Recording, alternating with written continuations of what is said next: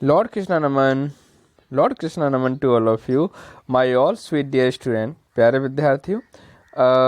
आज हम केमिस्ट्री का जो चैप्टर है, chapter third, class seventh science का चैप्टर है ये, fibre to fabric animal fibre, इसके बारे में आज अध्ययन करेंगे। ये बहुत ही अच्छा चैप्टर है क्योंकि कहीं ना कहीं हम इसमें क्लॉथ्स के फाइबर्स के बारे में जानने की कोशिश करेंगे कि फाइबर्स होते क्या हैं।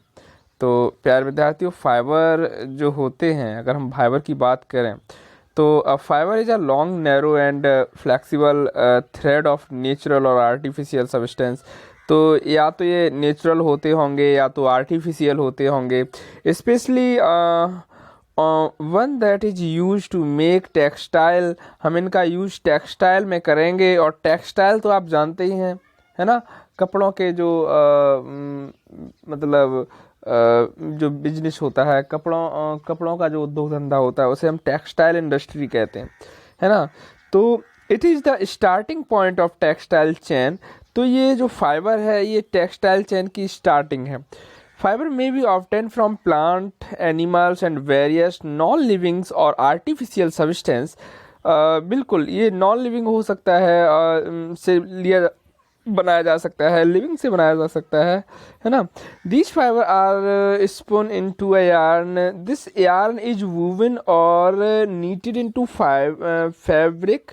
यानी कि इन्हें सबसे पहले हम क्या करते हैं, यार्न बनाते हैं, धागा बनाते हैं, और उसको भी हम क्या करते हैं, फैब्रिक से वूवन करते हैं, बुनते हैं। सबसे पहले बुनाई होती है इनकी, which is then use to make finished product such as cloth and wax.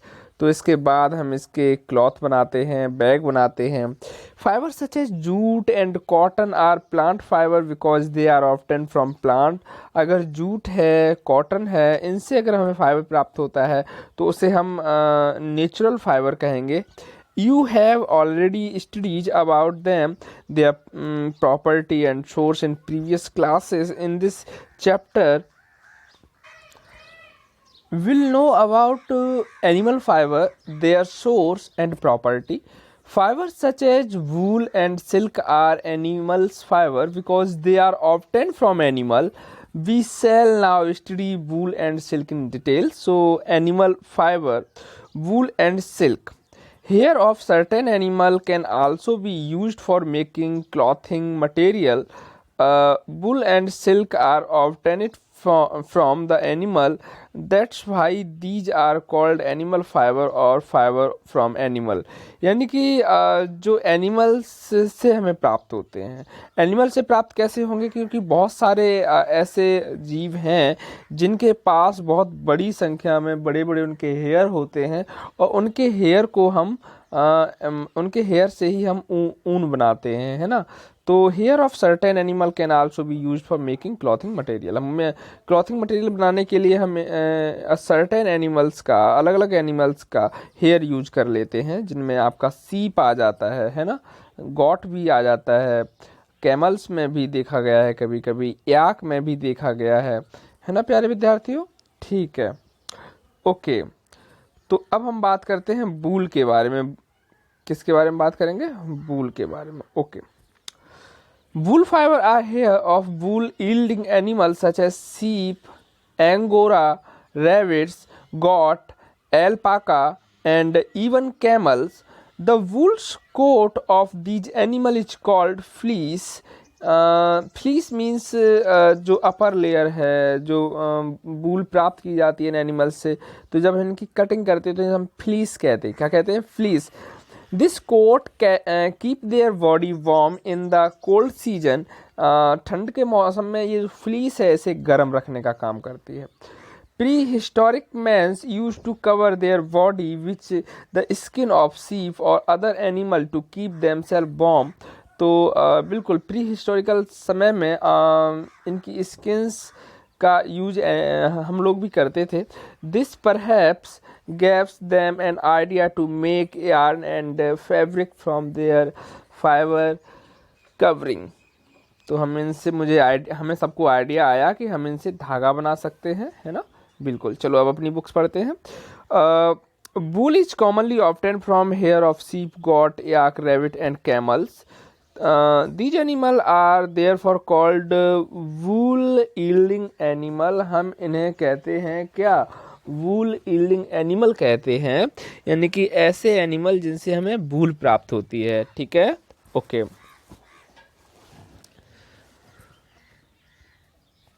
All these wool yield animals bear hair, सबके पास हेयर होते हैं ऑन देयर बॉडी. व्हाई? ऐसा क्यों है? तो wool fibre is highly porous. The air in the pores act as insulator and does not allow the body heat to go out. Thus hair on the body of these animal keep the warm during the colder condition. Wool is used for making winter clothing. यानी कि वूल के बीच में बड़ी संख्या में पोर होते हैं जहाँ पे एयर भरी होती है, और एयर जो है इंसुलेटर का कार्य करती है. एयर जो है किसी भी तरह से हीट को ट्रांसफ़र नहीं होने देती है. इसीलिए ये जो एनिमल हैं वार्म ड्यूरिंग कोल्डर कंडीशन, सर्दी के मौसम में अपने आप को गर्म रखते हैं. Wool is use to making winter clothing, और इन्हीं से हम अपने सर्दियों के कपड़े भी बनाते हैं. वूल यील्डिंग एनिमल कौन कौन से हैं प्यारे विद्यार्थियों? सीप है, गॉट है, याक, कैमल, रैबिट यानी कि अंगोरा रैबिट. काफ़ी सुंदर और ब्यूटीफुल यहाँ से हमें वूल प्राप्त होगी. लामा, अल्पाका, तो ये सभी जो हैं हमें कहीं ना कहीं वूल देने वाले, ऊन देने वाले एनिमल हैं. प्यारे विद्यार्थियों, the quality of wool depend on the breed of सीप.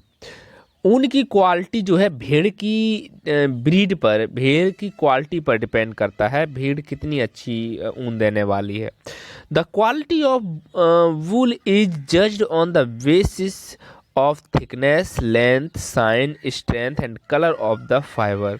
यानी कि वूल की जो क्वालिटी है हम ऐसे जज कर सकते हैं कि कितना फाइबर मोटा है, लंबाई क्या है फाइबर की, फाइबर की चमक कितनी है, फाइबर की स्ट्रेंथ क्या है, और फाइबर का कलर क्या है. प्यारे विद्यार्थियों, pashmina is a fine fluffy, light and warm wools from Kashmir and near by Himalayan area. Himalaya area और कश्मीर का एक फेमस ऊन है जिसे हम पश्मीना कहते हैं.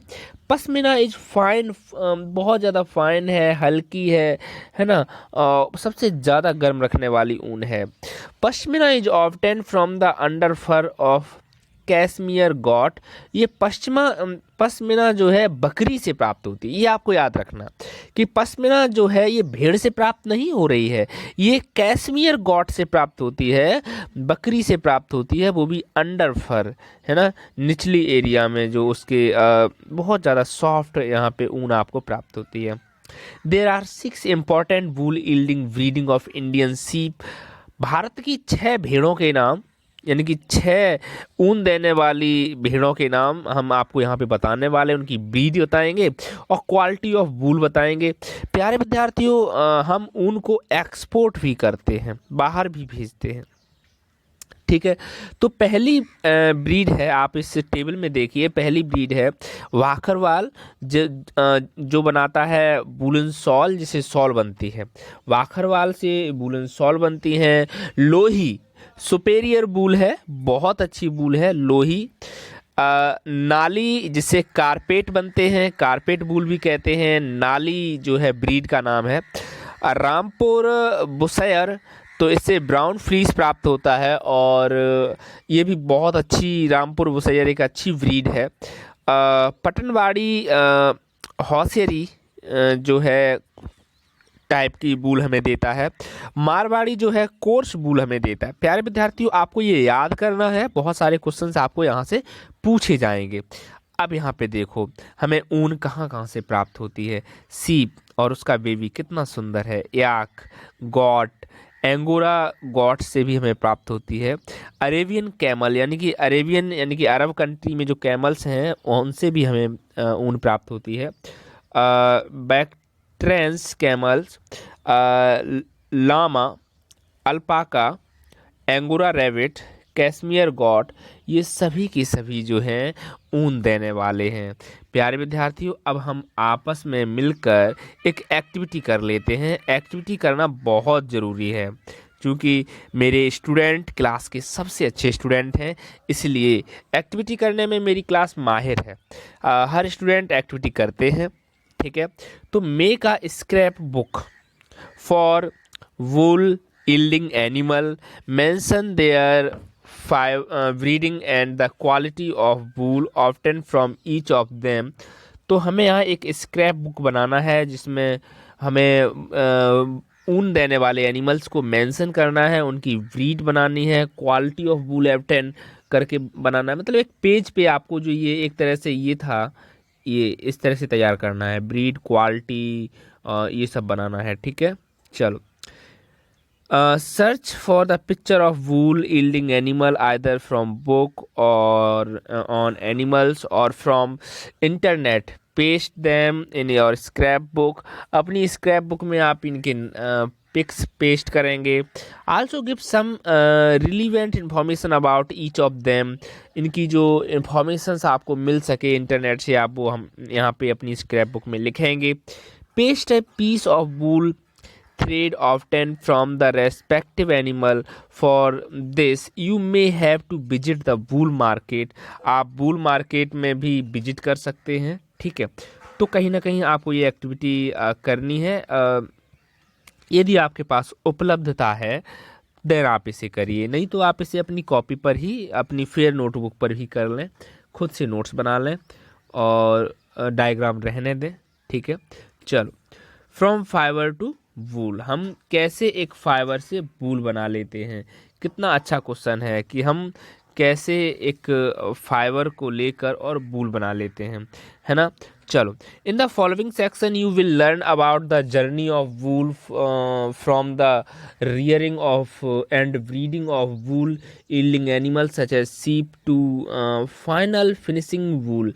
यानी कि हम कैसे एक फाइबर से वूल तक पहुंचते हैं, इसके बारे में हम बात करें। तो हमें कुछ स्टेप्स याद करने होंगे। क्यों? क्योंकि भाई स्टेप बाय स्टेप ही तो आप ऊन बनाएंगे। ऐसा तो है नहीं कि बस आपने फ्लीस लिया और ऊन बन गई, ऐसा नहीं होगा प्यारे विद्यार्थियों। तो सबसे पहला है रियरिंग एंड ब्रीडिंग ऑफ सीप, दूसरा है सियरिंग, तीसरा है वाशिंग और स्कोरिंग, चौथे में आप करेंगे सॉर्टिंग, पांचवें में करेंगे कार्डिंग, छठवें में डाई करेंगे और सातवें में स्पाइनिंग एंड वीविंग करेंगे। प्यारे विद्यार्थियों, ये सभी स्टेप हैं, ठीक है। चलो, अब हम बात करते हैं। The step involved the wool productions are follow shearings। The process of removing and collecting the hair from the animal is called shearing। This is done without harming the animal by using shearing tools। These tools are similar to the common shaving machines used by barber। जैसे कि हम लोग बाल कटवाने जाते हैं तो उस बार्बर की तरह ही बिल्कुल ये मतलब जो है फ्लीस को हटाने का काम किया जाता है। Shearing is usually done during summer season, इसे गर्मियों में करेंगे हम। This allow animal to grow back hair by the time winter arrive. The amount of wool produce by sheep variety from 1 to 3 kg, यानी कि हम 1 से 3 kg तक यहाँ से ऊन प्राप्त कर सकते हैं। हम बात करेंगे स्कोरिंग की, तो wool obtain after shearing off sheep is called raw और ग्रीस वूल। भाई स्कोरिंग जब होगा तो आपकी ऊन में ग्रीस लगी होगी, गंदगी लगी होगी, है ना, उसमें बहुत इस जो फ्लीस होगी वो ऑयली होगी। It contain dust and dirt, यहाँ पे डस्ट और डर्ट भी होगी। Therefore require thorough cleaning, अब हमें भैया इन्हें क्लीन करने की आवश्यकता है, तो दिस इज कॉल्ड स्कोरिंग। भाई हम सबसे पहले सीयरिंग करे थे, उसके बाद हमने स्कोरिंग करी सफाई के लिए। किसके लिए? सफाई के लिए। Scouring involve washing the shorn wool in hot water, गर्म पानी में धुल देंगे, डिटर्जेंट का यूज कर लेंगे, इसको ड्राई कर लेंगे, तो इस तरह से हम इसे प्राप्त करेंगे। सॉर्टिंग एंड अब ग्रेडिंग करेंगे। भाई स्कोरिंग तो हो गई, अब इसे सॉर्टिंग करना है हमें। तो आफ्टर स्कोरिंग सम वूल्स गेट डैमेज्ड, कुछ डैमेज हो जाती है वूल। द डैमेज और inferior wool is carefully remove, this process is called sorting. Sorting का मतलब है कि जो ऊन जो डैमेज हो गई है उसे हम निकाल के बाहर कर दें। The wool is also sorted according to the length, हम लंबाई के आधार पर इसे अलग करते हैं, कलर के आधार पर इसे अलग करते हैं, एंड टेक्सचर ऑफ फाइबर के आधार पर भी इसे अलग करते हैं। दिस इज कॉल्ड ग्रेडिंग, इसे हम ग्रेडिंग कहते हैं भाई। अलग करना, सेपरेट करने को हम क्या कहते हैं? ग्रेडिंग कहते हैं। The price of the wool is determined by the grade of wool, यानी कि ग्रेड के आधार पर ही इसके प्राइस फिक्स होते हैं। The fine wool is priced high, fine wool is use to make light weight textile, और बहुत अच्छी जो ऊन होती है वो बहुत हल्की होती है। अब हम कार्डिंग करेंगे। Carding, before wool can be use for making fabric, it is strained and clean, the tangled fiber are separated to form continuous fiber. This process is called carding. In carding, the wool fiber are passed through a series of metal teeth.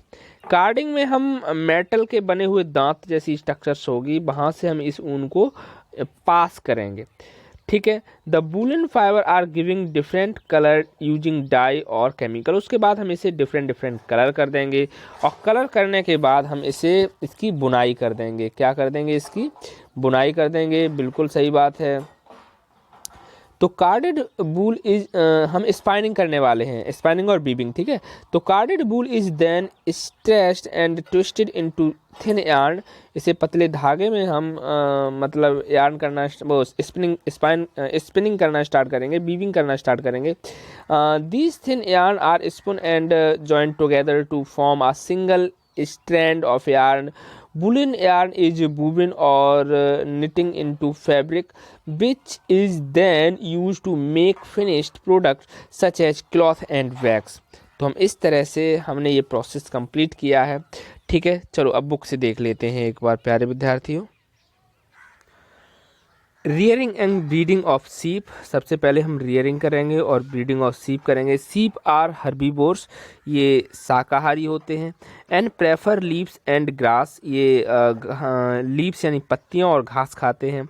However the wool yielding sheep are giving protein rich food, यानी कि ऊन देने वाली जो भेड़ें हैं उन्हें कहीं ना कहीं प्रोटीन रिच फूड खाना होगा, such as mixture of corn, pulses, jowar and oil cake, ये सब खाना होगा उन्हें, है ना, तभी तो हमें अच्छी ऊन मिलेगी। Sheep fed on such a diet develop a good growth of curly and shiny hair, तो अच्छी जब उनकी डाइट अच्छी होगी तो 100% उनकी ऊन भी की जो क्वालिटी है वो अच्छी होगी।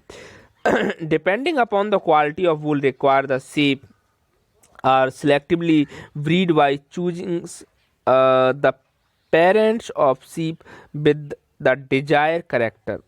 ठीक है। Sheep are reared in many part of our country for wool, हमारी कंट्री में अलग अलग पार्ट में जो है सीप पाली जाती हैं। When the reared sheep develop a thick growth of hair they are shaved off, तो जब इनका अच्छा मतलब ग्रोथ हो जाता है इनकी ऊन का, मतलब इनकी वूल का, तो इससे सेव कर लिया जाता है। और सेव करने को अब यहाँ पे देखो एक पिक दिखाई गई है, यहाँ पे किस तरह से ये मशीन से सेविंग कर रहा है। तो shearing, the process of shaving off a sheep's body to obtain fleece along with a thin layer of skin is called shearing, यानी कि बिल्कुल सेविंग ऑफ करना, यानी कि फ्लीस को निकालना, इनके जो बाल हैं इनको हटाना, तो इसे हम क्या कहते हैं? सीयरिंग कहते हैं। This is done with the help of hair cutting machine, hair cutting machine से इसे हम डन कर सकते हैं। Shearing is done only once in year, generally in springs और अर्ली समर, शुरुआती गर्मियों में ही हम इसको कर लेते हैं। After the shearing sheep is immediately dipped into an antiseptic to prevent any skin infections, उसके बाद हम इसे एंटीसेप्टिक में डिप कर देते हैं जिससे कि इसकी कोई स्किन का इन्फेक्शन ना लगे। अब हम क्या करेंगे? वॉशिंग और स्कोरिंग करेंगे। ठीक है। तो the sheared skins with hair, throughout wash in soft solution in number of tank to remove grease dirt and dust. हम अलग अलग टैंक में ये जो हमें फ्लीस प्राप्त हुई है इसको हम धोएंगे जिससे कि इसकी ग्रीस, डस्ट और डर्ट निकल जाए। Nowadays scoring is done by machine. The scoring here are then dried. ये मशीन से होता है और ये बाद में ड्राई किए जाते हैं धुलने के बाद। सॉर्टिंग करना पहले ही बताया था मैंने। The dried hair to different textures and then sort out. जो छोटे हैं उन्हें बाहर कर देंगे, बड़े रे से ही हम अलग करेंगे, ठीक है। द स्मॉल फुफी fibres called were are picked out and sent for reprocessing. तो इसमें से जो फुफी फाइबर हैं जिन्हें हम वर कहते हैं इन्हें हम उठा लेंगे एंड रीप्रोसेसिंग के लिए भेज देंगे। अब हम करेंगे carding. The process by which selecting purely wool fibre are strengthened by passing through roller is called carding. अब रोलर से गुजारने का जो प्रोसेस है इसे हम कार्डिंग कहेंगे। क्या कहेंगे? कार्डिंग। अब हम डाई करेंगे इसका, यानी कि the wool fibre of light और white colour are dyed in any colour of choice. तो यहाँ पे हम इसको क्या करने वाले हैं? डाई करने वाले हैं। स्पाइनिंग एंड वीविंग, यानी कि the wool fibre are straightened combed and roll into yarn. अब यहाँ पर धागे में इसे चेंज करना है, इनकी हमें स्पाइनिंग करनी है ना। तो longer fibre give wool yarn for sweater. लंबे लंबे फाइबर्स जो हैं उनके हमें जो ऊन प्राप्त होती है उससे हम स्वेटर बनाते हैं। Shorter fibre are spun and bobbin into bobbin cloth. और जो छोटे फाइबर होते हैं उनसे हम ऊनी कपड़े बनाते हैं, ठीक है। यहाँ पे दिया हुआ है कुछ points. The natural colour of sheeps and goat hair is black, brown and white, ठीक है। A good breed of sheep yield about 4 to 5 kg of fleece per year. तो 4 से 5 kg जो फ्लीस है वो मिल जाती है पर ईयर एक गॉट से हमें, ठीक है। अब यहाँ पे देखो दिया गया है, सबसे पहले वूल फाइबर है, वूल प्रोसेस फैक्ट्री यहाँ पे है, स्पाइनिंग्स ऑफ वूल हो रहा है, यहाँ पे स्पाइनिंग हो रही है, बीविंग्स हो रही हैं, मैनुअल नीटिंग यहाँ पे हो रही है, नीटिंग वूलेंस हो रही है। प्यारे विद्यार्थियों, सो नाउ यू नो आप खुद करेंगे, ओरल क्वेश्चंस भी आप खुद ही करेंगे। नेक्स्ट वीडियो में हम बात करेंगे सिल्क के बारे में। Okay student, thank you very much.